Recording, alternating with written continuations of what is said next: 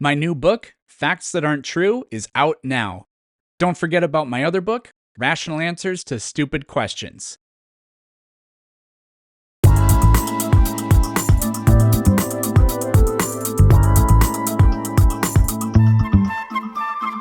Hey everybody, today we are debating evolution versus intelligent design, and we are starting right now with Eric's, aka Planet Peterson's opening statement. Thanks for being with us, Eric. The floor is all yours. You're very welcome. Thanks, Modern Day Debate, and thanks, Sal, and thanks to myself for being here too, I guess. So, let's just imagine, we'll set this up.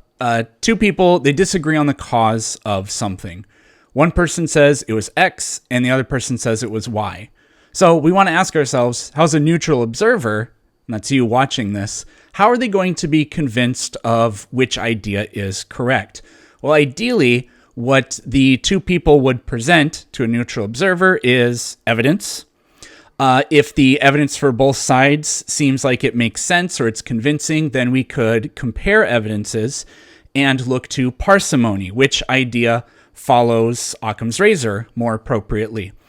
Or we could look at contradictions in one of the ideas. If both ideas seem convincing on the surface, if they both seem perhaps equally parsimonious, does one have contradictions within it? That could help us rule one idea out and favor another.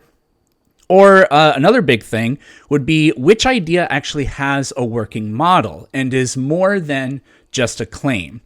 So we want to know, let's use an example. We want to know why the Earth and the other planets orbit the sun. One person says a purely naturalistic phenomena is responsible for it, and they call it gravity.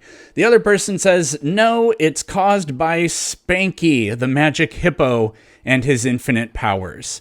So the gravity proponent, they're able to calculate an uncountable number of successful predictions ahead of time, and all of their equations and explanations are based on known quantities such as mass, motion, etc. This gravity idea also plays nicely with other ancient ideas such as buoyancy.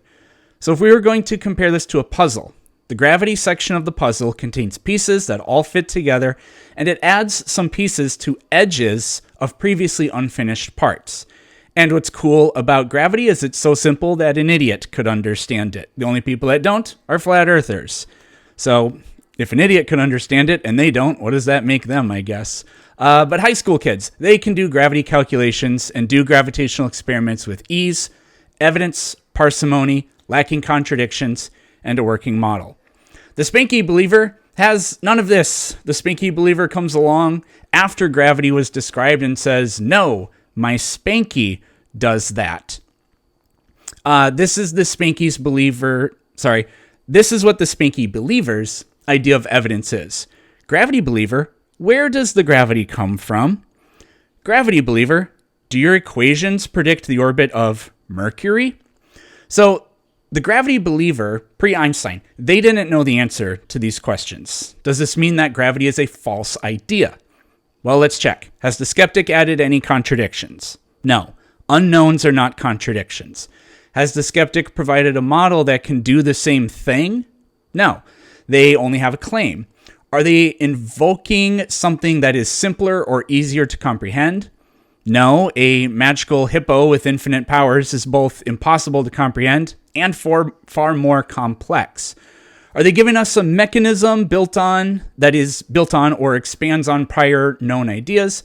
No, it just says this thing called magic that nobody knows what it is exists and does stuff. So what I think you're going to hear tonight is the alternative, or what you're going to see tonight is the alternative has zero explanatory value because it doesn't contain a working model.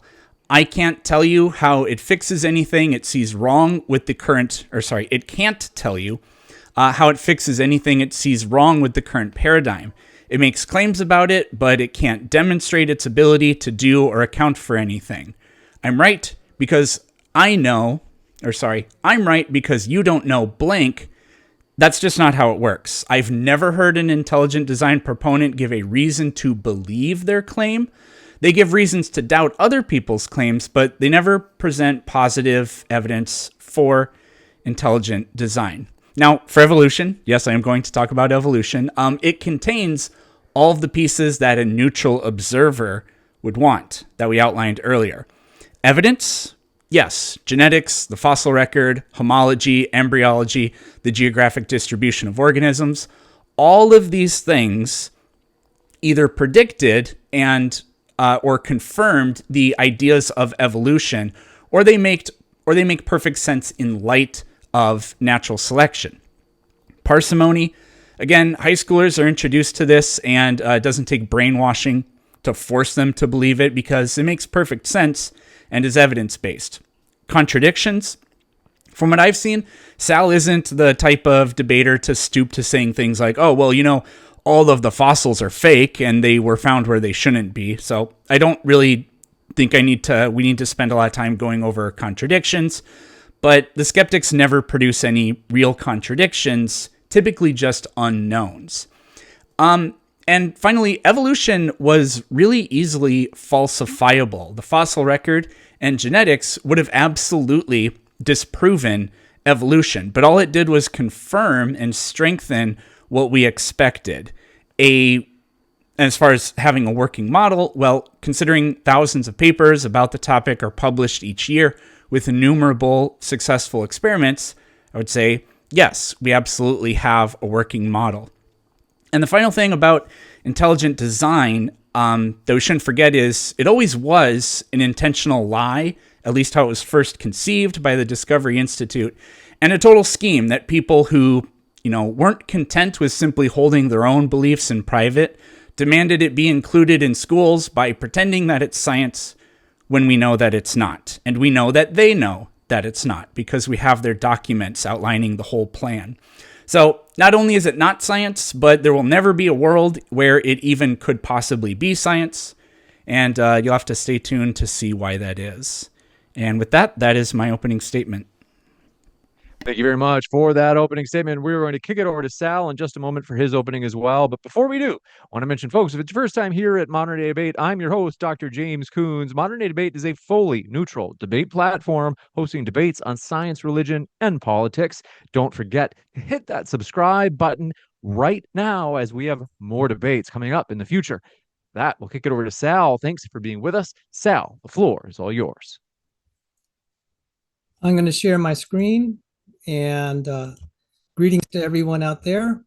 Thank you, Dr. James Coons, and for moderating this discussion. And thank you to my counterpart, Eric Peterson, for being a part of this event. Greetings to everyone this Saturday night on the Ides of March, which is the anniversary of the death of Julius Caesar and my contribution to the slow death of Darwinism. I'm Salvador Cordova. I'm a researcher in the areas of biology, biophysics, and population genetics. I was previously a senior engineer and scientist in the aerospace and defense industry, working for Massachusetts Institute of Technology, Research and Engineering. I recently published a secular peer-reviewed article in the field of structural bioinformatics through Oxford University Press, and I needed no Darwinism for that. I also, before that, published a reference work in the field of evolutionary biology through Springer Nature, the publisher of the prestigious scientific journal Nature. Speaking of which, pictured on the left is the April 28, 2005 cover of the prestigious scientific journal Nature, exploring the question, is intelligent design coming to your campus? The answer, by the way, is yes. I was honored to be featured prominently in the cover story, and there's a picture of yours truly on the right, as I was featured in that cover story along with ID proponent Stephen Meyer. And let me zoom in. On the cover of this edition, it says, evolution by natural selection is a theory, not a fact. Evolution by natural selection is a theory, not a fact. Now, do the editors of Nature really believe that? Of course not. They were mocking Cobb County Public School Board that had put anti-evolution warning stickers on public school textbooks. In 2005, it was fashionable to mock people like Stephen Meyer and others who were skeptical of Darwinism. But in 2025, 20 years later, that no longer is quite so fashionable. And saying evolution by natural selection is a theory, not a fact, rings more true than ever. Case in point, in 2025, famous evolutionary biologist Brett Weinstein said on the Joe Rogan Experience, modern Darwinism is broken. My Darwinist colleagues are lying to themselves. lying to themselves. ID proponent Stephen Meyer is a scientist who is actually quite good.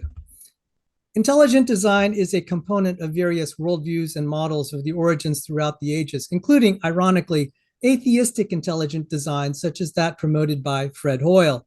Intelligent design is not restricted to Christian creationism. But speaking of which, Christian creationism, one way to describe it, the way I describe it, is the world is intelligently designed, but also intelligently cursed and in need of a savior. However, the framework, there are other frameworks for intelligent design that incorporate intelligent design. Some accept universal common descent and intelligent design. I will be defending that viewpoint today. So what did Darwin say? In a letter to J.F.W. Herschel, May 23rd, 1861, Darwin said, "The point which you raise on intelligent design has perplexed me beyond measure. One cannot look at this universe with all living productions in man without believing that all has been intelligently designed. Yet when I look to each individual organism, I see no evidence of this, for I am not prepared to admit that God designed." Now, Darwin had paradoxical views on science and philosophy, like many of us do. He noticed organs of extreme perfection and complication. His words from Origin of Species. Yet on the other hand, he wrote once, "What a book a devil's chaplain might write on the clumsy, wasteful, blundering, low, and horridly cruel works of nature." This is similar again to Christian creationism, where you see evidence of design and yet a suffering world. So let's just talk about design. There has been a revolution in biophysics, which I happen to dabble in and study. The Department of Physics, Princeton University, William Bialik, Princeton University National Academy member, he gives this lecture. He says, more perfect than we imagined, more perfect than we imagined. And Natalie Ann Gier of the New York Times interviewed Bialik. She's a stark raving atheist, by the way, but she writes like a creationist. She said, photoreceptors operate at the outermost boundary allowed by the laws of physics, which means they are as good as they can be, period. Each one is designed to detect and respond to single photons of light, the smallest possible packages in which light comes wrapped. Photoreceptors exemplify the principle of optimization, an idea gaining ever wider traction among researchers. For example, the way a shark can find its prey by measuring microfluxes of electricity in the water, a tremulous millionth of a volt strong, which Douglas Fields observed in Scientific American, is like detecting an electrical field generated by standard AA battery, with one pole dipped in the Long Island Sound and the other pole in the waters of Jacksonville, Florida. In each instance, biophysicists have calculated the system couldn't get faster, more sensitive, or more efficient without first relocating to an alternate universe with alternate physical constants. Simon Laughlin of Cambridge University has proposed that the brain's wiring system has been maximally miniaturized, condensed for the sake of speed to the physical edge of signal fidelity. Dr. Emmanuel Todorov has studied how we use our muscles here, and here too he finds evidence of optimization at play. You might say, well, the human body is sloppy. He said, but no, we're better designed than any robot. Many evolutionists believe Darwinian processes, natural selection, account for the designs in biology, but it turns out Darwinism is bass-ackward. Bass-ackward. Why is it that I can now make the claim the dominant mode of evolution is simplification and not evolution toward organs of extreme perfection and complication? Well, the cost of genome sequencing is dropped by a factor of 1,000,000. And here are some titles by the top evolutionary biologist on the planet, Eugene Koonin. By the way, I studied under his staff member, graduate level bioinformatics. Koonin, the title with Wolf, Genome Reduction as the dominant mode of evolution. Quantitatively, the evolution of genomes appears to be dominated by reduction and simplification, punctuated by episodes of unexplained complexification. I inserted the word unexplained. It's not explained. And here's another title, Richard Lenski, Genomes Decay Despite Sustained Fitness Gains. So the translation is so-called natural selection in reality leads to simplicity, not complexity. Darwin's imagination is bass backward. And just to give a little hint of why this is so, this lady is equipped for touring remote, desolate environments that don't have a lot of amenities. And whereas this lady's equipped for touring urban environments that have a lot of amenities, such as Las Vegas, Nevada.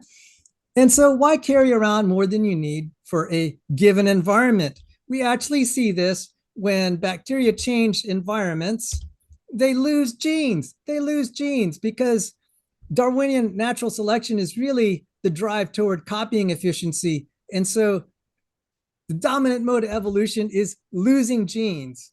Now, another consideration about the fossil record, I'm going to play this clip by Dr. Dan Stern-Cardinal. He's an evolutionary biologist, a professor of biology at Rutgers. He's an honest to Darwin evolutionary biologist. Let me play this. This is relevant to macroevolution. On that, we agree. As you said, like we agree that proteins, unlike cellular life, do not share universal common ancestry, right? We disagree about cellular life, but we agree that proteins don't share universal common ancestry. Proteins don't share universal common ancestry. So I can give the reasons for that. This is a collagen, the spelling of the collagen protein, and I know I have 1 minute left. And I highlighted the glycine residues in this protein. It's an unmistakable pattern, is definitely non-random. We also have one for zinc finger proteins here. The spacing of these is non-random. They're critical to the functioning. So like the cysteines, the C's here, and the histidines, the H's, have to be properly spaced for the zinc ion to park and make this thing work. It is clear that not only is the spelling different, but the shapes are different and they cannot share universal common ancestry. Perhaps in the free discussion, I'll talk about some of my peer-reviewed work on the topoisomerase enzyme, which is a very big problem for Darwinism. Thank you very much, and I look forward to further discussion. Thank you very much for that opening as well. We tonight are doing something. Thank you very much for that opening. Tonight we are doing something a little bit different. So we're going to have 10 minutes where Eric, aka Planet Peterson, will be interrogating Sal, and then vice versa for 10 minutes. So for this next 10, it will be just Eric asking questions to Sal. Thanks very much, Eric. The floor is all yours.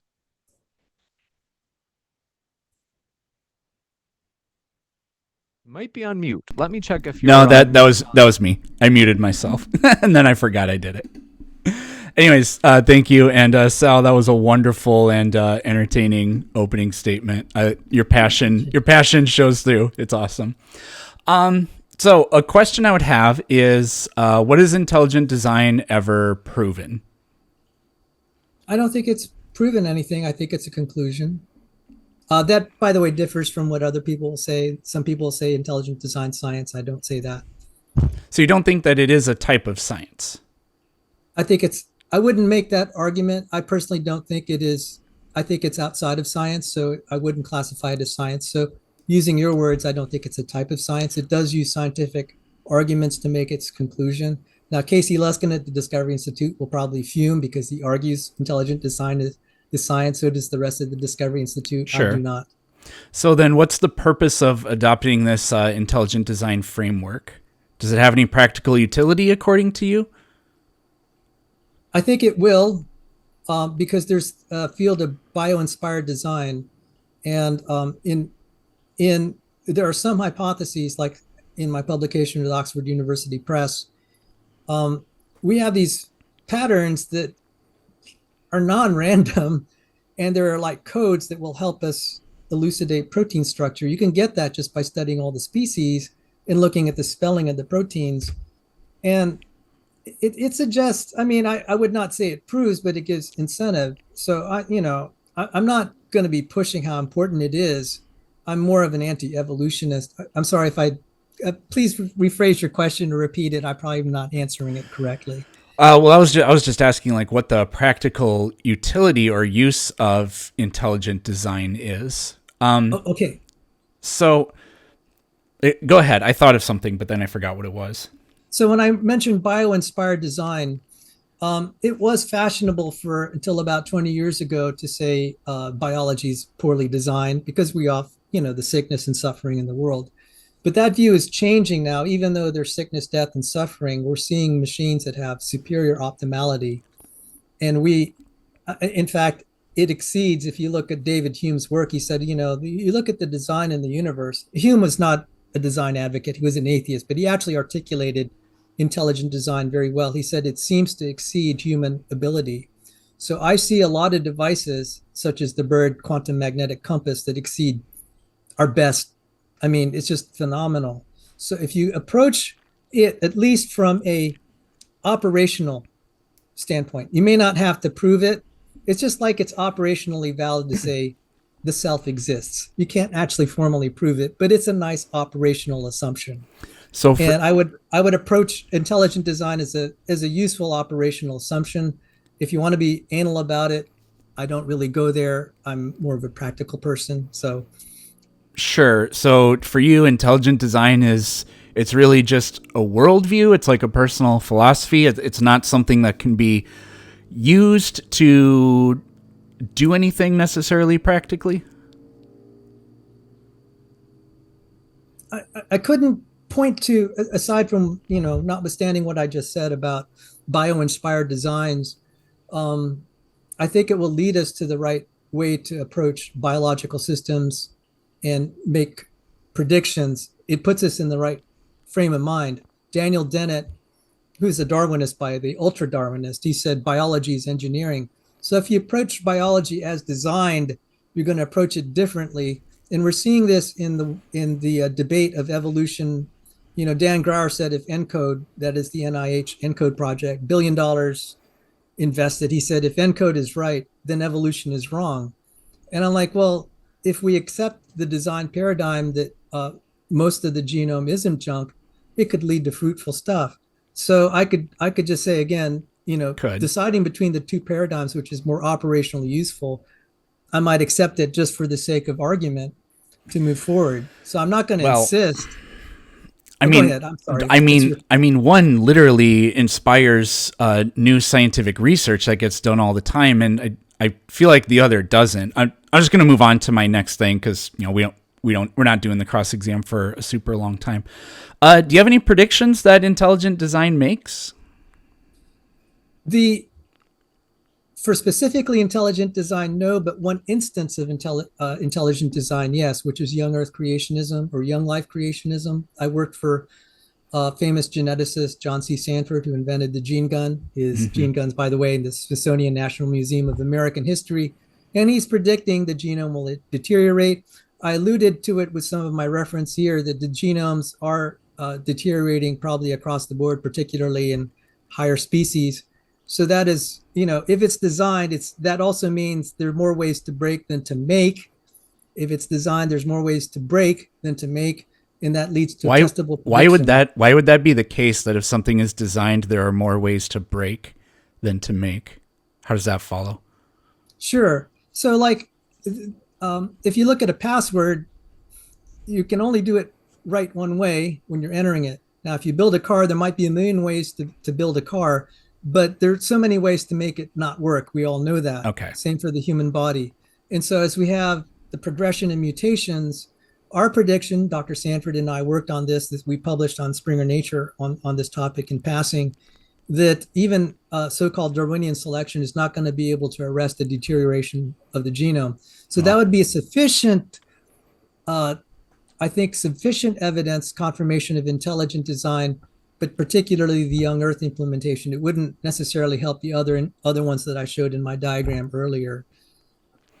Sure, and I think that kind of leads me into my next question. So without bringing up genetic entropy again, I'd rather talk about that in the open discussion. Sure, I have a lot to say about genetic entropy, but what would be the best reason or reasons that you would give to believe in intelligent design without appealing to what evolution can't say or answer or whatever?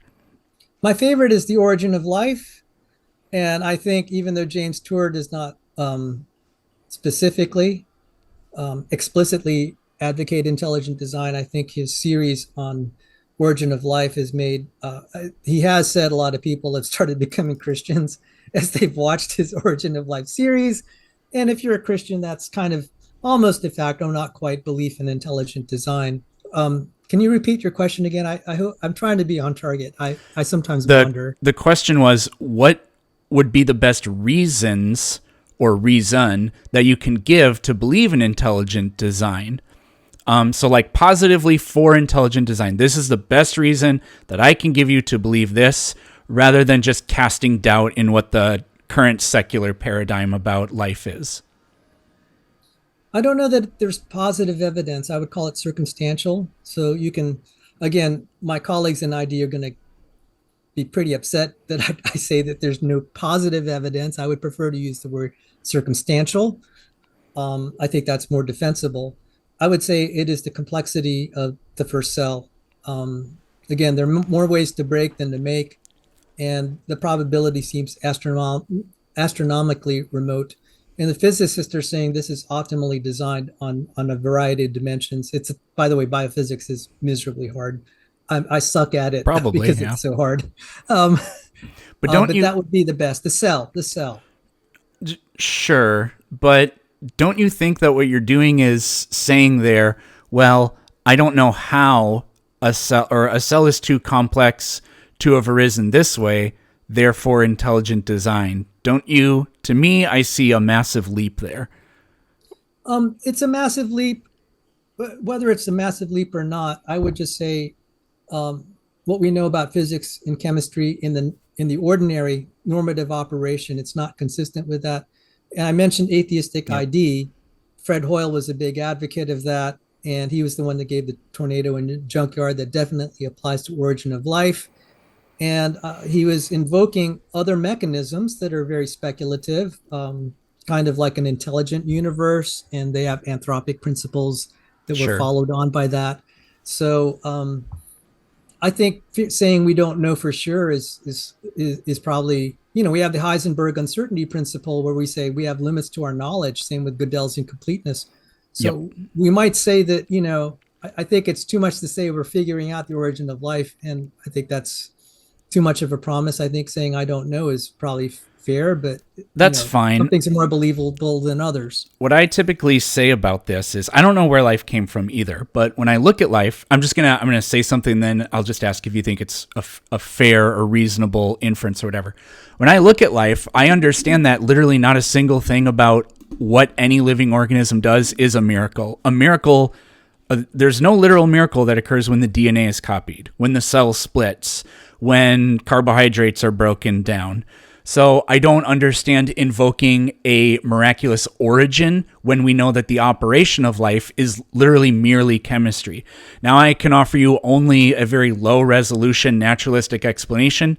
Chemistry is where life came from, because that is all that life is as we understand it. So just I want to try to ask one or two more questions. My time is running out. So I just want to get your quick take on whether you think that's a fair assessment. That is a view that a lot of people hold, and the problem is I would agree the operation of life. I would use naturalistic methodological naturalism for that. I have no problem with that, but it's the origin of life. When you start to study at the biochemical and biophysics level, you're just like, how does this happen? And I again point out to some atheists that are noticing this, and they're saying, we despise the creationists, but the probability calculations are reasonable. Probably the most astonishing thing, I mentioned Eugene Koonin as the top evolutionary biologist. He weighed in on the origin of life problem, and he said we need multiple universes to even implement the first cell. I mean, philosophically, he's totally on the opposite side. But as he tried to do an analysis based on the chemistry, he said, the origin of life researchers are wrong on this. He's not quite as known as James Tour on the stage of this debate, but it's not like people on your side of the aisle have not noticed their problems. And actually, people like Fred Hoyle, Eugene Koonin have actually contributed a lot to intelligent design theory because they're less biased than I am. Sure. I think this is probably the last one I have time for, though I'm not totally sure. But if evolution was true, What do you think the evidence would look like?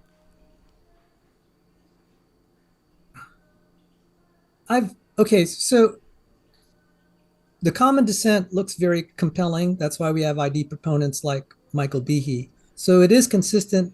The nested hierarchies, to some extent, are consistent with that. And it would not have anomalies like the one that I pointed out that Dr. Cardinal had to finally concede after 4 years of us talking about it, that there can be no common ancestor for all major protein families. That really, I think, makes a wrinkle. So you would have to eliminate that problem. You'd have to eliminate a lot of the complexity because biology is too rich in complexity. And that goes into some population genetics that is really complicated. It's not that complicated, but it'd take me about an hour to explain it. But what would the evidence look like? Because you're just picking out something you think is a problem, but what would the evidence look like? I'll give you a chance to answer Sal, and then that is actually the conclusion. Yep. Well, that's fine. Thank you for giving him extra time. This is a great opportunity to try to. It would look like it did to Darwin in the 19th century, really simplistic, and not like the data we have today. In the last 20 years, the data we have today is making it really difficult. You'd have to ignore the data. So it would look like kind of our simplistic viewpoints, just looking at fossils and not seeing the molecular evidence. We'd have to ignore a lot of it. And that's why I think Brett Weinstein, who is an evolutionary biologist, and they're more like him actually, either out in the open or closet, saying Darwinists are lying to themselves. He said, I get annoyed with my colleagues. Modern Darwinism is broken. And he's seeing that there are problems in it. He's not the only one. And he's not referring only to just Darwinism. It's their evolutionary biologists are recognizing their problems as more data has come in. I know that because I reference a lot of their work to make my arguments. A lot of what I've made here in my opening was I tried to reference what they themselves have said. Okay. By the way, thank you. Those are great questions. I appreciate your inquisitiveness. We'll switch it over, and same thing. We'll give you about 11 minutes, Sal, as we went a little bit over. The floor is all yours to ask questions as well, Sal. Okay, so I don't want to be too confrontational. I mean, I really like Eric here already. So I'm just going to talk. I'm just going to ask some questions here, and it'll be a back and forth. I want to just show you. This is a topoisomerase enzyme this is the way it's shaped. I don't know if you could see my pointer, and on the left is the way that it's spelled. Dr. Joe DeWeese, who is one of my co-authors, he was published in the prestigious scientific journal Nature. He's also an ID advocate and a creationist. He and I had, that's him right there. He has this beautiful talk on the Discovery Institute channel. I encourage all the viewers to see it. You can see how a creationist, biochemist, and professor of biochemistry can articulate the design argument very well. He and I published in creationist journals together. And we also, he's, like I said, he published in the world's top journal on topoisomerases. We both published in the Federation of American Societies for Experimental Biology on stuff on the topoisomerase. Recently, we published in Oxford University Press. And so this is not so much a question. I need a question. I'm gonna field the question after I show this. So you have a man-made pair of scissors here on the left, and on the right you have a God-made. I call it God-made scissors. Now these scissors cut DNA. Topoisomerase 2 alpha is and also beta are targets of chemotherapies. Because if you kill the topoisomerase or disrupt its function, it will kill the cell. Unfortunately, chemotherapies kill good cells too. Part of our work was trying to find out how we can maybe get the topoisomerase to be targeted that is only in cancer cells. So this topoisomerase here is, it has to untangle DNA because DNA gets knotted. The way it untangles it is it first cuts it, and then it does what they call a passing maneuver to untangle it, and then it reconnects it. The problem here is how can a partially formed, so earlier the question is, what would evolution look like, that Eric asked, if it were true? I said it wouldn't have things like topoisomerase, because the ability of topoisomerase to cut and then untangle and then reconnect. Just consider this: if it cuts but doesn't reconnect, it cuts but doesn't untangle, the creature's dead. If it could reconnect but it can't cut, the creature's dead. Could reconnect but it can't untangle, the creature's dead. If it could untangle but can't reconnect, the creature's dead. If it could untangle but can't cut, the creature is dead. This is the problem of all or nothing. And this is the problem for Darwinism, and whether something can evolve in gradual steps. So when I see all these claims about the fossil record, I don't see it being able to answer problems like this. So the question I'll pose to Eric is, do you see any problem with my analysis here? Why this is, I think, a showstopper for Darwinian evolution? Not really, because this sounds like exactly the same problem that Newton's classical equations of gravity had with Mercury's orbit. It could explain countless things, but there were some particulars that it couldn't explain. But that doesn't disprove the other things that we already know, especially since no alternative mechanism has been produced here. But just because we have this protein, this topoisomerase, that performs a very particular and complex function that has to, occur in a specific way, I don't see how evolution could not have done that. I may not know how it did it, but I don't see any logical problem or anything with this. Well, I appreciate your. I do have a little more to add there. Oh, please, go because ahead. because I've seen you talk about this before, and you talk about how topoisomerase is you can transfer it from human to yeast, but not the other way around. But we don't do it with humans; we do it with mice because we don't experiment on humans. First of all, sorry to interrupt. Thank you for watching that. I appreciate you reading my stuff. It's better to be criticized than ignored. So thank you very much. No problem. Adding YouTube views to my channel. Thank you. So the idea of being able to, I don't know what you call this, not transpose, but like to take genes in one organism or proteins or whatever and have them work, I suppose, do they do it by relocating the gene to the yeast, or they just introduce the proteins into the cytoplasm?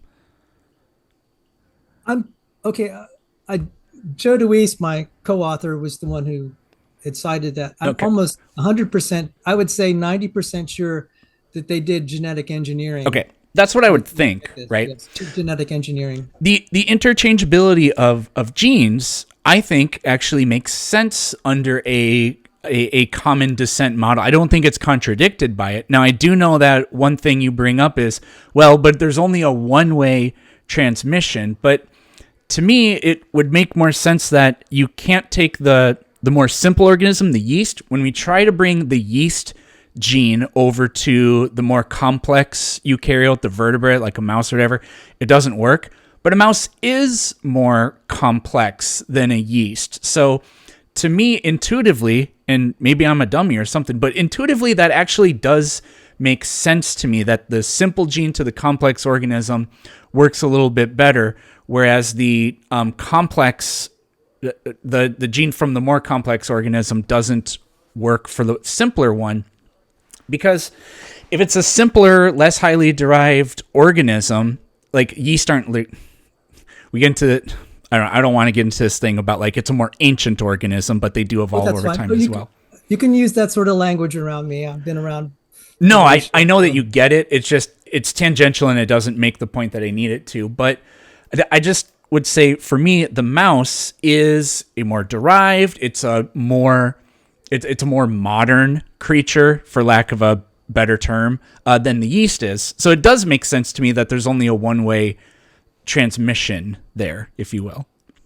Okay, so I do have the view that there is a progression, unlike a lot of creationists. I also think even young Earth creationists, I think we're very, very similar to chimps. So you'll never see me arguing with someone like Gibbon. I don't know if you know her, Erica Gibbon. Yeah, I know her. Yeah. Yeah. And that I also argue that there is a progression from all forms from simple to complex. You can take a collection of organisms from prokaryote to human, and you can arrange them in the order of complexity. And then also some of these things like the transferability of specific genes. So, but going back to what you said about topoisomerase, and I'm really not trying to pick on you specifically. I do know that as I talked to Joe and we had analyzed the literature on topoisomerases, we actually laughed. We laughed when we read what evolutionary biologists were saying. And it's like, well, you could say that you believe this, but it's not an experimental fact. It's not theoretically proven to the standards that I see when I've studied physics or engineering. So you could, I don't have a hard and fast definition of science. I think there's a continuum where you have, at the very top tier, you would have experimentally confirmed. And then kind of at the lower tier would be speculative and like, this is a good hypothesis. We may or may not be able to test it. The issue I have is if we are trying to communicate that this evolved and then the answers are, we don't know. It's like, why don't you just say we don't know rather than what I'm seeing is that there's this cultural trend to say that if you don't believe it, you're not pushing science. And I'm like, well, look, you just collectively, I've seen the literature say on the origin of various proteins or these systems, especially eukaryotic transition from prokaryote to eukaryote. They said, there's this article, The Long Winding Road to Eukaryotes. They said, we'll never know. We'll never be able to prove our hypothesis. And I was like saying, okay, I appreciate you saying that, but then that means you shouldn't, collectively the evolutionary community shouldn't be pushing this and insisting we believe it. And that's the problem I have. So, do you think I need to believe in evolution to be able to function as a biologist or biophysics researcher? And I'm running out of time. I have a minute, 15 seconds. I have a serious problem with that because we have very fine minds like John Sanford, Joe DeWeese, Darwin skeptics like James Tour. It's like, I'm seeing more and more of them matriculate, and I don't think it's fair to be insisting that they believe it. I insist that they study it. They need to understand it to be literate, that they don't have to believe it. So that's a long way of stating my question. I'll try to be more succinct. Apologies. Do you think we have to believe it to be good scientists in biology? Well, I find that to be a little bit of a weird question because you guys do believe in evolution. I'm pretty sure most of you even believe in natural selection. You deny that it goes as far. You don't believe in natural selection? I believe it's bass accurate to the way it's advertised. As I said, it leads to simplification, not complexification. Okay, well, yeah, I'm happy to talk about that in open discussion. I remember you saying that. But you guys believe that evolution occurs. You just don't agree that it goes as far as we do. Like universal common descent all the way back to prokaryotes or whatever the first form of life was. So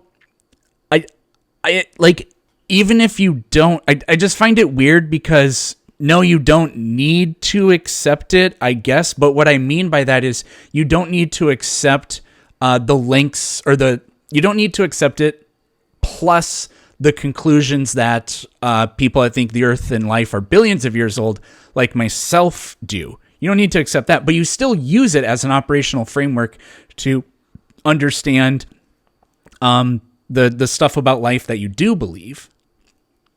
Well, that was my last question. We can go into free discussion. Thank you for humoring my queries. No problem. This is actually the time that we will go into open dialogue. Folks, if you happen to have questions, you can feel free to submit them via the live chat if you tag me with @ModernDayDebate. Otherwise, if you'd like your question to go to the top of the list, you can submit it via Super Chat. And that allows you to make a comment as well, so it doesn't have to be in the form of a question if you use a Super Chat. With that, gentlemen, thank you very much. The floor is all yours for open dialogue. I kind of want to talk about the genetic. I definitely want to talk about genetic entropy, but I don't know if I want to talk about that first because because we may spend a long time on that. I want to try to get to some other things that I think will be shorter, if that's okay with you. But actually, I just wanted to say, I'm probably more in the mode that I'd like you to ask me questions and hit me hard. that's fine. It's better to be criticized than I'm not here to beat up on you or anything. I actually, as you ask me questions, it gives me an opportunity to promote my work. So a little bit of shameless advertising. And plus, I do appreciate your curiosity about my ideas. I'm sincerely appreciative of that. So, I'm not Sure, really sure. in the mode tonight to badger you with questions and gotcha stuff. That's just not Get who I to am. it. That's Yeah, get to it. Anyways, well, I think he was directing that at you. But the problem I have with design that I tried to lay out at the beginning is it doesn't have like a working framework. And so I just can't see why anybody would be pulled to that side. And instead, all that's done is like trying to sow doubt into things. So, for example, for the topoisomerase protein, whatever it's called. So I get what you're saying, that we don't know how it ended up being, like, it's very finicky in complex organisms like us. We don't know how it could have gotten that way. It's almost like an irreducible complexity argument. However, I do know that you can run like the BLAST sequence for that gene.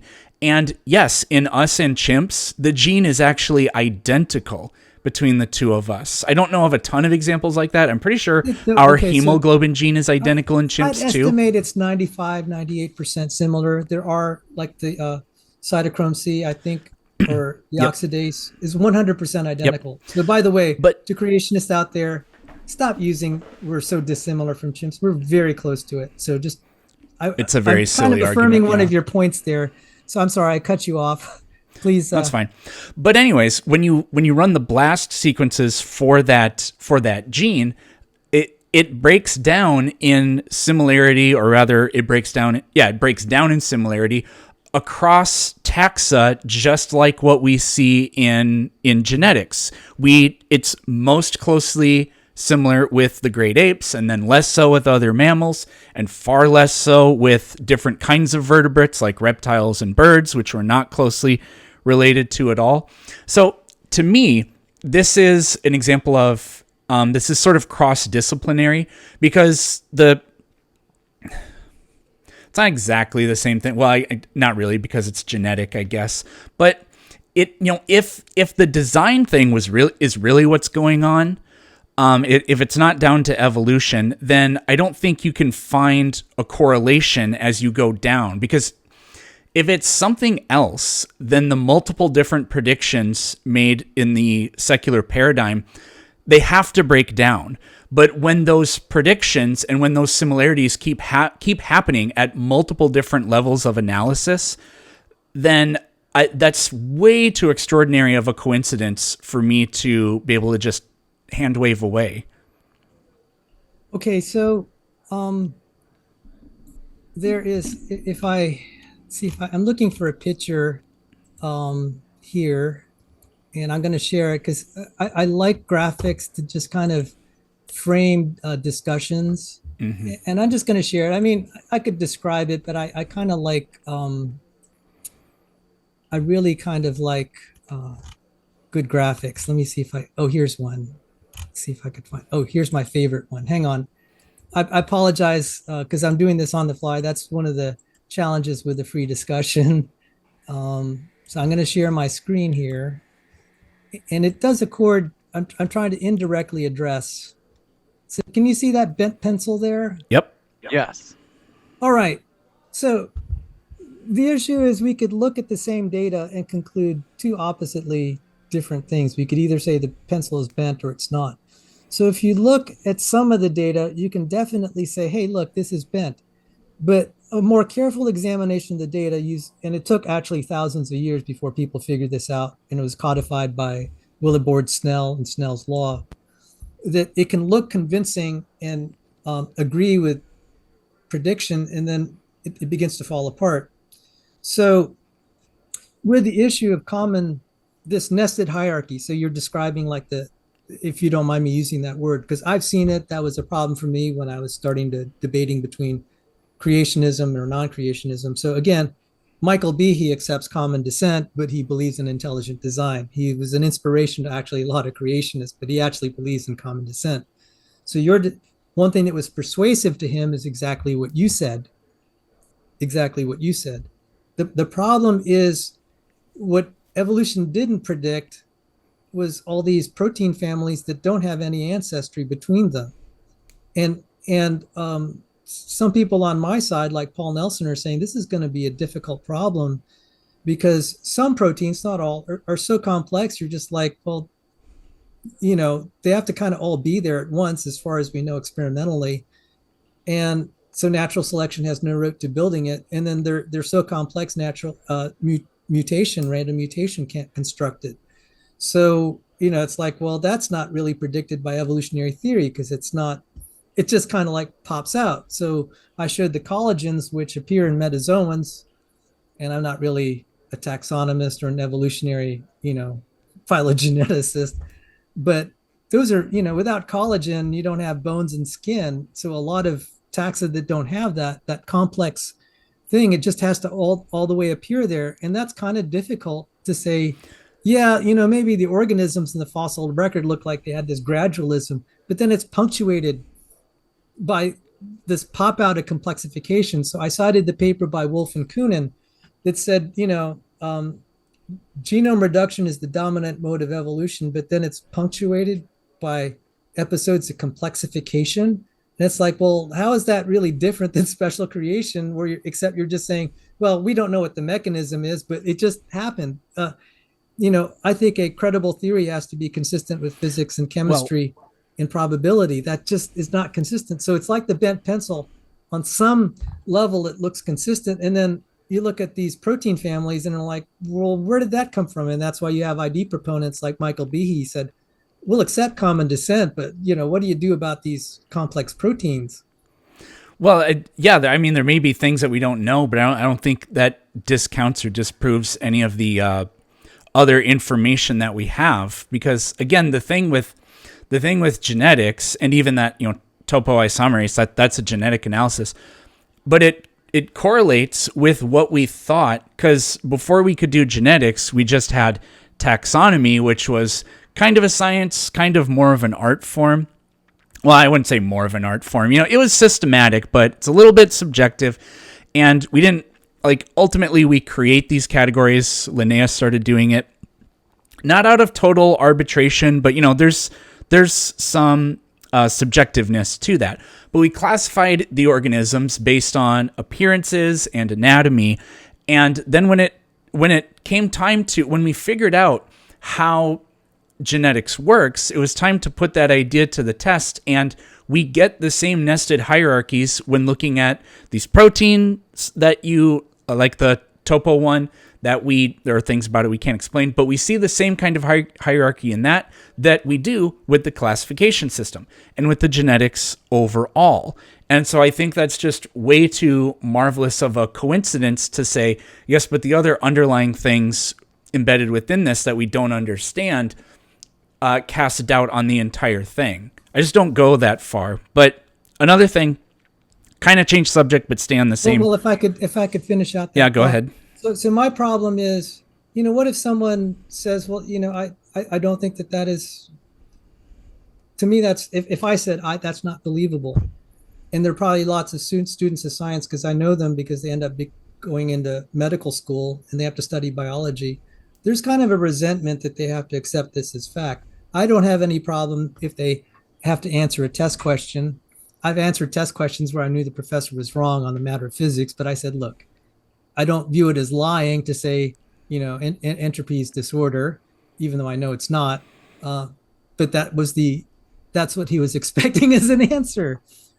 So I do have a problem if we're insisting this is, require a requisite to succeed in science is to believe evolutionary theory. I think it's important that they study it. I would like creationists to learn evolutionary theory. Maybe that's perhaps about the only area we could agree on. Finally, if the Earth is young, this is what I tell young Earth creationists. I have to butt in. My smoke alarms are going off. I will be back as fast as I can. I do remember what we were talking about. Because you said, why should people have to accept the secular paradigm or whatever? Why can't they just reject it or whatever, right? I was saying I don't like it being a litmus test, even maybe not specifically university, but culturally to be labeling these people as being inept to be able to do science. I think one that will hurt science because there are a lot of medical doctors and scientists and biochemists and biophysicists that I can tell you I meet them privately. Some of them have graduated Harvard and Yale, and they don't believe in evolution, and they're doing very fine, but they have to be quiet about it. I don't think that's conducive to moving. I mean, we need the more scientists we have, the better. We may disagree on things, and I'm just saying, I'm not talking about anything formal, but I don't like that attitude. On the other hand, unfortunately, I do have to say sometimes the creationists have brought it on themselves. Sometimes they're just too polemic about all this, and I think they've hurt themselves a little bit on that. So, I mean, there is some blame on our side too for the state of affairs. Sure. So, okay. Well, just going back to... I did want to say young Earth creationism. I threw that out there. I was trying to say if the Earth is young, or if the life is young, let's say the Earth is old and life is young. There Sure. are some models of young Earth creationism. They're not really young Earth creationists. Some Seventh-day Adventists will say, well, we're not committed to the age of the Earth, but we are committed to the fossil record being young. If there's empirical evidence of that, which I'm starting to believe there is, it's getting stronger since I've been monitoring this debate for 40 years, then the pattern of similarity, the nested hierarchies are by common design rather than common descent. And the paper published in Oxford University Press would actually support why there's common design. It's actually optimized for scientific discovery. The nested hierarchy is a consequence of the codes that are written for us to be able to discern protein folds. And it's really complicated. I'm sorry. Okay. This is like an hour-long talk. It's probably not worth it. We're going to bore the audience to death. So go ahead and fire away, Eric. And Yeah, by the way, well, I'm glad you're okay. I'm glad your house isn't burning down. Yeah, me too. I'm just glad that the stupid things finally shut up. But anyways, I think a problem we have here is that we know what structures similar by relation look like because we do that with, we do pedigrees we do them with humans, we do them with dogs.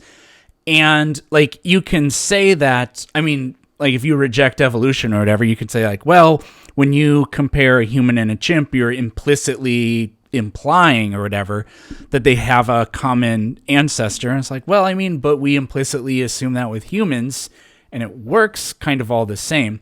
Now I bring that up because we have no idea what similar structures by design look like. Because if we actually think about how this works in the world, related structures, they fit inside the hierarchies. They're similar by relation, talking about genetics here. Whereas designed structures, if we just imagine designed structures, they're independent creations. Commonly designed things actually share almost no parts between them. You take an Airbus and like a little crop duster airplane, they're going to share nothing in common, maybe except for some screws. But they're both airplanes, right? Whereas you take an albatross and a hummingbird, or a blue whale and a bumblebee bat, the biggest and smallest mammal, and the amount they share fundamentally is vastly great. So much more so than two things that have the same function, flight, and are designed. Whereas these two mammals, they breathe air, they have diaphragms, they give birth to live young, they lactate, but there's not a ton they share in common, but fundamentally we classify them both as mammals, and then the genetics predicts that nested hierarchies, they need to be more similar than anything else. And that's what we see. And there's just no mechanism for weeding out or identifying commonly designed things. I don't find there is anyways. And I can actually show some paradoxes or contradictions with that in a little bit, but I want to let you talk first. Well, if the Earth is, if the fossil record, if life is young, there's just not enough time. I've posed that question to some evolutionists. They want to dodge it. I'm just like, look, you and I know the change of rates of evolution for genes or whatever. This would have to be independent. origins. So, this is where I'd say, look, young Earth creationists, don't go to the genetics. That's not going to solve your problem. I think people like Eric would have their point on you for trying to do this. I keep saying stop arguing genetics because you're going to lose. You need to argue the age of the Earth if that's what you're insisting. Otherwise, he would have a point. That's exactly why Michael Behe shares half of Eric's side here. He believes in he would accept common descent. If you look at Darwin's Black Box or any of Michael Behe's writings, rich with common descent arguments. So as far as common design, I'm just going to turn this around. Homology was a term coined by Richard Owen, and he was kind of a ID proponent, quasi-creationist. It's ambiguous whether he believed in common descent or not. He was the one who invented the word dinosaur. He's the one that invented the word homology. And homology was similarity based on a master plan. And if you look at some of the last of his writings, it reads like an intelligent design essay. So to flip this on its head, operationally speaking, in terms of being a surgeon or a medical doctor or someone making medical advances, what difference does it make if it's common design or common descent? The issue is whether it shares similar architecture. And that's why we could also turn this around and say, well, what use is evolution to advancing modern technology? What really counts is the architecture and its operation, its structure and function, which is, by the way, another word for design. So if you don't want to accept intelligent design, you could say it has at least the same architecture and same build. It doesn't matter whether it was plagiarized by by God, copying the same design as Owen would postulate, or whether it evolved by common descent. It's not essential to modern science. It's certainly not essential to biophysics. I don't know like what I'm supposed to say in response to any of that, I guess. But what I'm trying to do is show that in intelligent design, it may have predictive powers, or like there may be things we can look to. Like there are assumptions in it, and these assumptions are kind of testable. Like if you believe the genome is designed, and the reason that organisms have genetic similarity, within the same family or whatever, is because of design. Well, we can test and see where that can kind of fall apart. Sal, can you see this critter right here? I can barely see it. There's a ring. Yeah, that's my ring light. Can you see that critter? Yes. I think we all can see it. Thank you. What do you think that is? I have no clue. That's way above my pay grade as far as taxonomy. But thank you. Well, it's a marsupial mole. Hold on, my camera will come back. So it's a marsupial mole. It lives below ground. It has a lifestyle and a physiology just like that of moles, meaning it barely has eyes at all. It has extremely broad and strong front limbs. The hind limbs are kind of weak and wimpy. But so a marsupial mole, outward appearance-wise, design-wise, we could ask the question, what's it more similar to?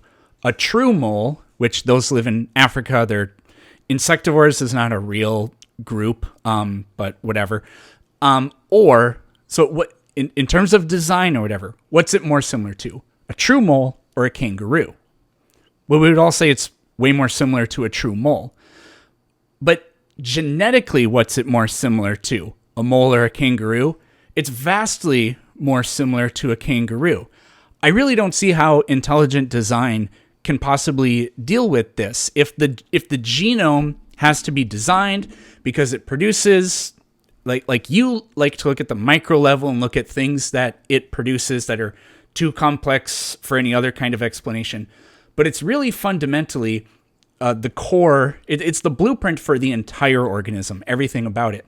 So if form follows function and the genome is designed and it's what produces these organisms and how they look, then how on earth do we end up with organisms of such incredibly similar design that are not at all closely related. They're so much more closely related to things that don't look anything like them. Descent with modification, I think, makes sense of that because taxonomically they're both marsupials. Whereas the design one, I think this is a test that it just fails. And I don't see it that way. We actually think convergence, which you're describing, where you have marsupial moles versus placental moles, share very similar. And you also have placental dogs, which is the typical dog. Sadly, the marsupial dog is extinct now. We have one photo, I think, or a couple of marsupial dogs. They don't exist. There are also marsupial squirrel-like things, and then there's tons. placentals. Yeah, there are cat-like And marsupials. So we think convergence is actually evidence of design. It's just kind of like an insult to evolutionary, because it has common physical architecture that's similar, but it's not it's not of totally genetic origin, because placentals and marsupials are supposedly had split. But if I may share something, I just for the sake of the interested readers out there, if you have 30 seconds here, I'm going to share something that you could look up on Wikipedia. You can kind of see my perspective on things and some of your discussion here. This is advanced stuff. If you look at this entry on direct coupling analysis, I was talking about the common design, the patterns of diversity and similarity. With this pattern, we pump it through the sequence differences. So, you have the amino acid sequences, you saw the letters, you pump it through this math, and you can actually create the shape. You can predict the shape of the protein. And that evolution has no explanation for that. And I think it's a conjecture that nested hierarchy is a consequence of a design. And this is a future testable hypothesis. I don't know if I have the time to actually pursue it. And I'm sorry, it's so deep in the weeds and really esoteric. But there are people that I know personally, they're publishing in the top tier journals on structural bioinformatics, which I also published in, that don't believe in evolution, but they believe in this, and they're being able to make advances But Sal, in what did any of that biology. have to do with convergent evolution?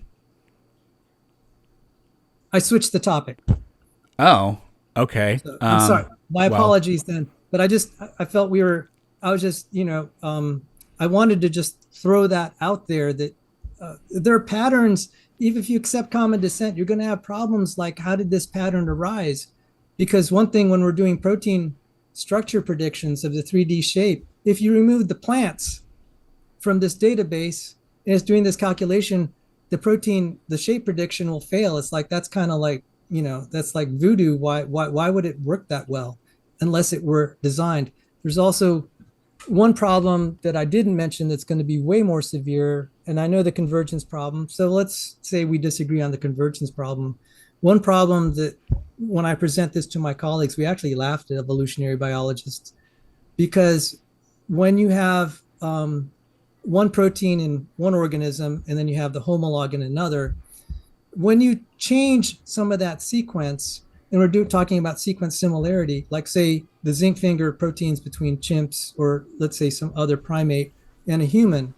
When you change that, you have to change so many other things. We're finding this out. And we laughed when I said, look, they're predicting coevolution. And we were all laughing because it's like, do you know how difficult that would be for the odds? This is like changing a key and then expecting locks to simultaneously change to be able to match that key. And this is like, that's just between one interaction or binding interaction. When you have multiple ones across numerous proteins, this is going to be a nightmare. So if you're just, modeling this as an evolutionary walk that's driven by random mutation and maybe even some selection, it's just not going to work. I'm predicting, this is a testable prediction, this is going to be a difficulty that they're going to face in the next 10, 20 years. And I think Brett Weinstein was right when he said, Darwinists are lying to themselves, because this is not going to get fixed. I could already foresee that. So, I know this is deep in the weeds. It's really esoteric, but people in my field see it. It's so clear. Okay. I think we should probably talk about genetic entropy, because it's kind of a whopper of a topic. James is talking, but he's muted. James, you're muted. You're still There's muted. always the two mute buttons. So there's Zoom and there's OBS. We do have enough time to go into that topic, but this will probably have to be our last topic before the Q&A. So I'll give you a chance to jump into that. Eric, go ahead. Yeah, no problem. So, I have a lot of problems with genetic entropy. One is that it's built on this assumption that most mutations are harmful. And that just isn't true. I'm curious as to what your take on that is. Okay, so I just for the record, I worked for Dr. John Sanford, who is the pioneer of genetic entropy for 7 years. And so one of the problems is how we define evolutionary fitness. There is known literature by evolutionists themselves that point out the problem that fitness, the way the evolutionists define it, there's a problem with it. It's not very well defined. And if you will just do an generative AI search and say, evolutionary fitness, why is evolutionary fitness ill-defined? It'll actually agree and say, well, it's ill-defined for these reasons. So when you say the word deleterious or beneficial, it just means whether it increases, beneficial is you're increasing copying efficiency. It's more fit. Whereas deleterious means it's less copy efficient. So that's why you can have situations where genomes are decaying. And we had that experiment that I cited by Lenski, where the genome decays, meaning it loses genes, and yet fitness is increasing. Evolutionary fitness is increasing. Yeah, I don't see a problem with that. That is a serious problem. No, I don't see a problem with that at all. I absolutely do if you're going to try to explain the origin of complexity, because this is showing that Darwinism is going backward. So this is the testable experimental prediction. It can't go backwards. There's no such thing as de-evolving.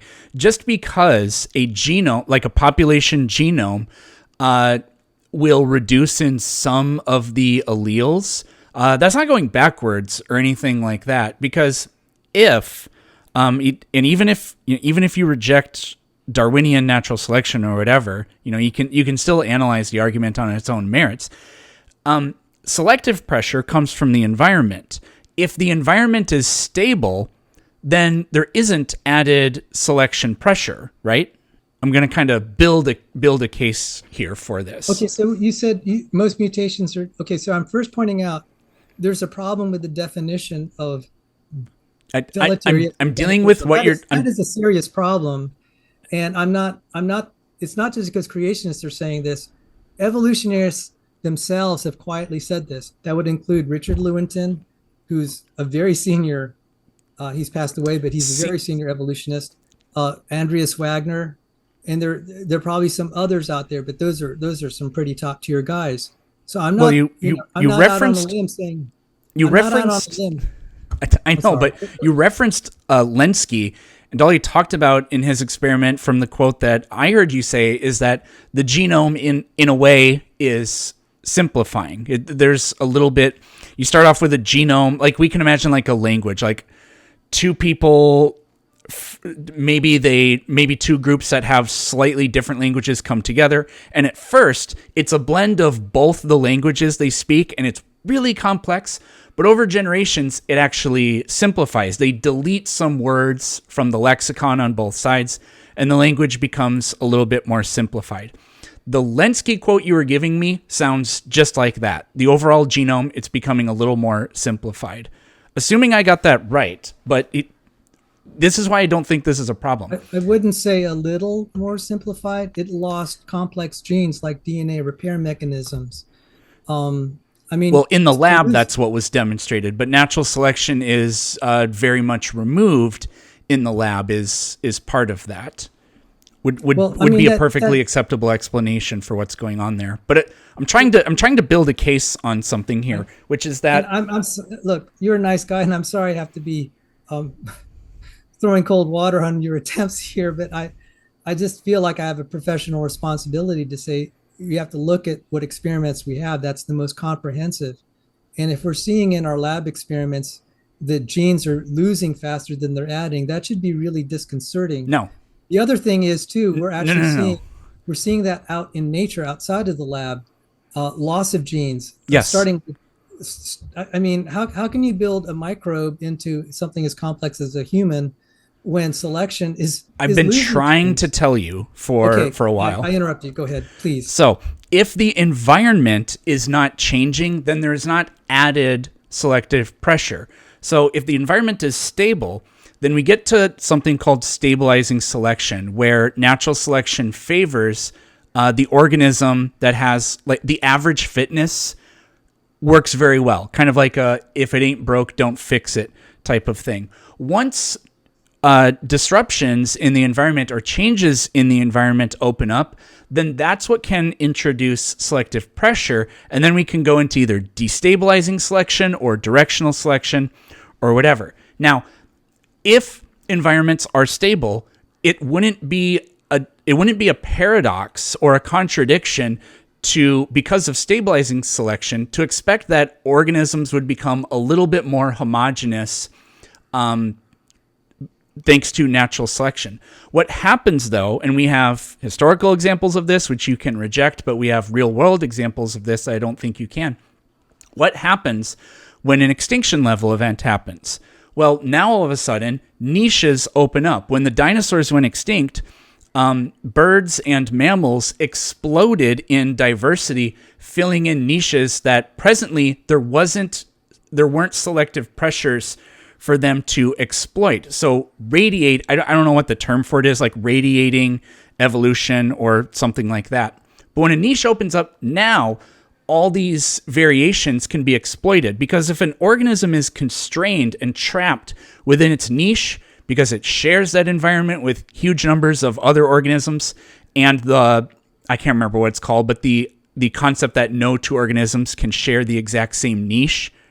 Shame on me, I'm forgetting what that's called right now. But if that is removed because of, for example, extinction level events, then now all of a sudden an organism that is slightly different can be driven into a new niche that was previously occupied by some other organism. And that is what's going to allow for genetic differences to accumulate and multiply. And then that drives speciation in that case. And we see that kind of thing in the fossil record. I don't know if you've ever seen that graph of the major extinction events, but it tracks the number of species, and then you see it collapse. But then it radiates and explodes again every collapse. So the secular model already has something built in it where this isn't really that much of a problem. But there's real world kind of natural experimental evidence for this as well. I don't know if you've ever heard of those lizards. They're called wall lizards, that they were placed onto these different islands in Croatia. One was called Pod Maracu or something like that. And what happened is they found that the physiology of these lizards dramatically changed in, I think it was a few decades, which for them is many, many generations. But because they're put on different islands and they exploited different niches, the kind of diet that they had on their original island didn't exist on this new one. And so we found these insects, these lizards rather, their heads grew because some of them became more herbivorous. And so chewing plants is a lot more work. And so their heads got bigger to support more muscles in the head. They developed cecal valves in their large intestine which are the beginnings of fermenting chambers for extracting nutrients out of them, which herbivorous animals have to do that. So this principle that can cut down and in a way sort of simplify the genome is something that you could expect to happen, but it's not like that means that this is what's inexorably always been happening forever. No, it's just that if there isn't pressure for those different changes to accumulate and multiply, then it won't happen. But when there is, then it does, and we've seen it happen. I don't think you can generalize. Oh, by the way, thank you for that long explanation, and I do appreciate the effort you put into thinking that out. Obviously, we disagree on that, but you talked about stable environments. Nothing was more stable than Lenski's environment, and those things were just deteriorating. So, well, you say deteriorating, but you're he used the word decay. So you can identify the names. He had a long list of genes that either got disabled, disrupted, whatever, and they're not recoverable. One of them I am more familiar with is the DCUS gene. And even after 80,000, it only had like a defect of like 5 nucleotides out of like 3 or 400, and it couldn't repair that. And there are more experiments that show that. So even in stable environments, there can be decay. There's also a statement by Dan Grauer, who's an evolutionary biologist that I don't think highly of, but I'll quote him anyway. He said, if ENCODE is right, then evolution is wrong. He's highlighting the fact that if you have a sufficiently complex genome that has a high degree of functionality, it's going to spontaneously decay because it cannot handle the mutations, the number of mutations per individual per generation. This was established by Hermann Muller, who was a Nobel Prize winner who did research on the effect of radiation on heritable diseases. So this is well established. And right now, I think personally, I think it's looking really bad for Dan Grauer, and his claim that all these ENCODE researchers at the NIH are crooks and ignoramuses. That was his words, not mine, that he described fellow scientists, and it didn't make him popular. But he recognizes that the point being is that even under very stable environments, if you have a sufficiently complex genome, it's going to spontaneously deteriorate. And that was one thing that Dr. Sanford and I were working on. But it's worse than that, because even the so-called beneficials, quote unquote beneficials in evolutionary biology, things that add to fitness can cause genome decay. And that was Lenski's experiment. When I shared that with Dr. Sanford, I said, hey, John, all the work that you and I did over the last 20 years, he did 20 years, I did 7. I said, that one sentence by Lenski did all the work for us. And we both laughed. Well, I mean, I don't think so, because in the lab, natural selection doesn't really happen in the lab. Not so much. It's what's kind of funny is nature's, in a way, a much better tinkerer and experimenter. Now, the variables are so uncontrolled and confounding that you can never pinpoint one exact thing. But because there's so much going on in nature, it introduces opportunities for all kinds of different changes. And organisms are a symphony of thousands of genes all working together. And those genes, it's called a pleiotropy, right? Where one gene has multiple different functions, but also most traits are polygenic. So in the lab, some introduced condition or whatever, it's very hard to constrain random mutations or whatever to drive it to be beneficial for this one case or whatever. But all the variables are kept very controlled. Whereas in nature, a population can exist across kind of a range of different, not exactly environments, but sort of like microclimates and the microenvironments within the broader environment. And so all those different variables all acting at once on the organism, and the polygenic and pleiotropic effects of how gene and gene expression works, means that there's just an unfathomable number of variables manipulating the organism. And so, yes, like I get it that in experiments we can isolate things, and sometimes you can guarantee survival in a lab, which is another nice thing. But that's also very unnatural as well. Death is kind of a necessary component of natural selection in a way. So I don't personally find the lab things to be death nails or anything like that for that reason, but a lot of other reasons that we haven't really had time to get into. No, well, I mean, this isn't, again, this is a field that I studied for 7 years. So obviously I would be throwing more data, but maybe to close out before, if it's okay, because it looks like James wants to go to the question and answer or the super chat. Ready. I'm going to point out that as far as what happens in the environment, this is a paper by A.P. Hendry in the prestigious scientific journal Nature, The Power of Natural Selection. And he says, adaptation by natural selection is the centerpiece of biology. I don't accept that, but I'll grant it for the sake of argument. He said, evolutionary biologists may be deluding themselves. They may be deluding themselves if they think they have a good handle on the typical strength of selection in nature. So you offered these these hypotheses about how selection acts in nature, no one really knows how much is there. So, if it didn't work in the lab, you're hoping it's going to work out there in nature. But I'm just pointing out professionals like AP Hendry, very respected. He said, you can postulate these things, but we don't have a good handle of how much there is or is not. And I think there are going to be problems. I will say there's one testable prediction that concerns all of us, and it's kind of sad. This is the one time that I really wish we were wrong, and both John Sanford and I felt this is kind of sad, is that the human genome is deteriorating. There's going to be more heritable diseases. Even if we had a stringent program of eugenics, it's not going to rescue us. And his conclusion is that like the creationist conclusion is the only thing that will rescue us is our Savior God, because humanity is sadly destined for genetic deterioration. We cannot reverse what's going on. I think this will only take 15 seconds, but I think the biggest contradiction in genetic entropy is it says that the original genome was more pure and less full of these deleterious effects. Well, if you want to do the best possible job of preserving the original genome, then inbreeding would be the way to do that. We know that that's the worst thing you can do for preserving genetic health in a population is inbreeding. So I think that's the most catastrophic flaw in the logic of the idea of genetic entropy to me. We're going to jump into the Q&A. We do have some questions here, folks. We're going to move fast.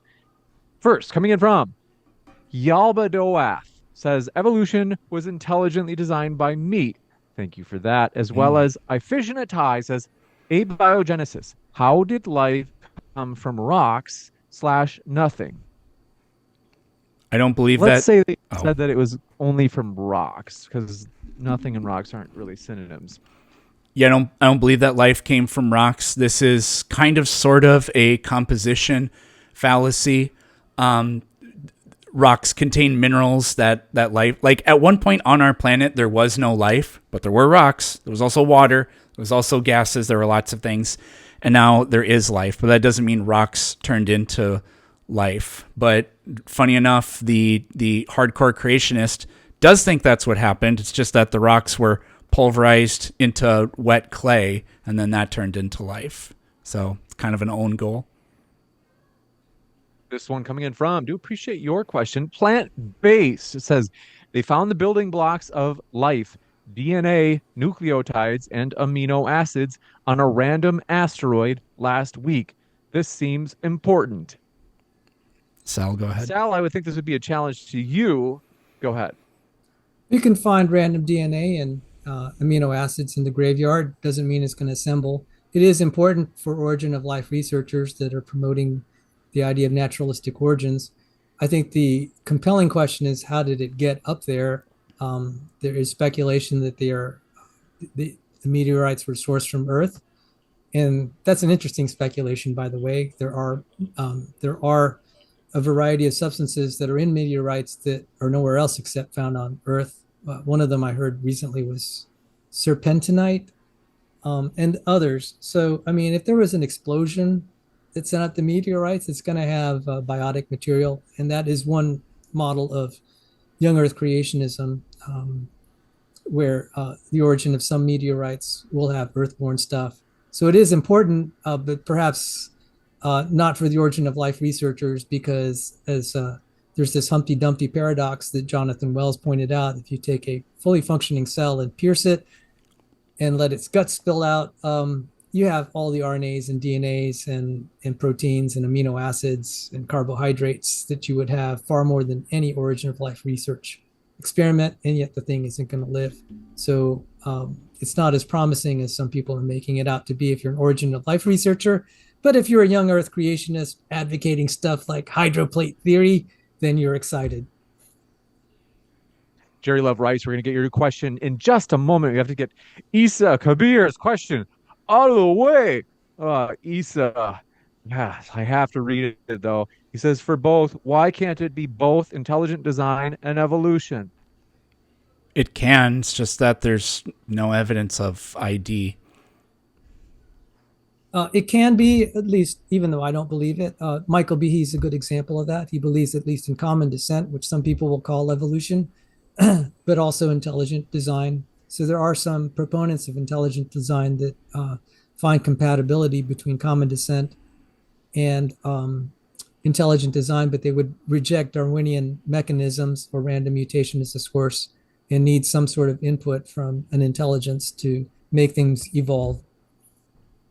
C Science Film Lab says, do you understand now that bacterial resistance to antibiotics and yeast, quote unquote, does not reinforce the belief that humans and chimpanzees share a hypothetical common ancestor?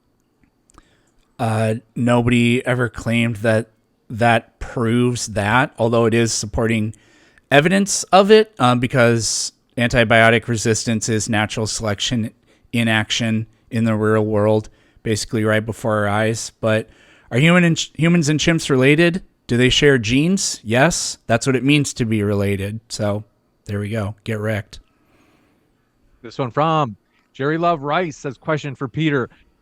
What do you think of theistic evolutionists? I am a Christian who fully believes in evolution. Parentheses, Genesis is almost entirely poetic. Peter, I don't know where is that a nickname? Well, it's the first half of my last name. So, I see. Oh, the 3/5 of my, or not 3/5. What am I talking? 5/8 of my last name. I don't have an issue with that. I don't debate these people, because if you accept evolution and you personally want to be religious, then that's fine with me. It was pretty fatal to me, because if evolution is true, then Adam and Eve didn't exist. And if they didn't exist, then there was no fall and there was no reason for Jesus to have ever existed in the first place. The only thing you have to do is imagine, well, there were a bunch of people and then God just magically declared Adam and two of them to be Adam and Eve. And then things happened and now here we are, which is just like, okay, you're force fitting your beliefs into the data. Oh, James, do we have a lot of people in the question and answer? Because I did want to weigh in on that, but if you're pressed for time, I'm not gonna. If it's super pithy, I can give you a chance, Sal. If we find evidence that life is young, then scientifically evolution's refuted. So, and I think that evidence is moving forward because Army Corps of Engineers is doing research on alternative mechanisms of nuclear transmutation that might solve some of the problems of young Earth creationism. So stay tuned. I want to do research in heavy electron quasiparticles as substitutes for muon catalyzed fusion. It's going to be exciting. So don't leave for theistic evolution and think it's a done deal. There's data coming. Eric can give you the last word, since that last one was directed at you. Oh no, I said everything I wanted. I said everything I wanted to say. Let's get to the next one. This one coming in from Jerry Love Rice. We got that one. This next one coming in from, and then we're gonna wrap up pretty quick here as we I think this is the last question. I'll double check. But Mark Tamaski says, why has Dr. James Tour's challenge on the origin of life not been addressed significantly by evolution proponents? And what is your answer? I don't know what his challenge is. So, sorry, I don't have anything to say with regard to that. Let's see. For the sake of humoring our question asker, I don't know if you know Sal either, because I know that it's hard to read everybody. Oh yes, he had a list of about 5 things he was asking other origin of life researchers. And they're more like rhetorical questions and saying, I know you're not going to be able to answer this. So I'm showing you guys that you can't be saying we're close to solving this problem because you can't even solve these 5 questions or so. And so this is obviously a challenge to those who believe in naturalistic origins of life. And so my answer would be, it's because God did it. Wow. We do want to say thank you so much to our guests. Seriously, they're the lifeblood of the channel. We appreciate them, folks. You can click on their links in the description box. And I highly encourage you, even if you disagree, there's a lot of value rather than hearing what, let's say, someone from your side says that the other side says. There's a lot of value from hearing it straight from the horse's mouth, because then you really know that you actually like got what they're saying, right? You interpret it yourself. It wasn't strawman by anybody within your own tribe. It's a great way to really understand the other side. So I do encourage you, even if you disagree with them, it's a great opportunity to check out their channels linked below. And I'm going to just do one last check in case you have any last questions. But yeah, thank you very much, Eric and Sal, for being with us tonight. It has been an amazing time tonight. So thanks for being with us.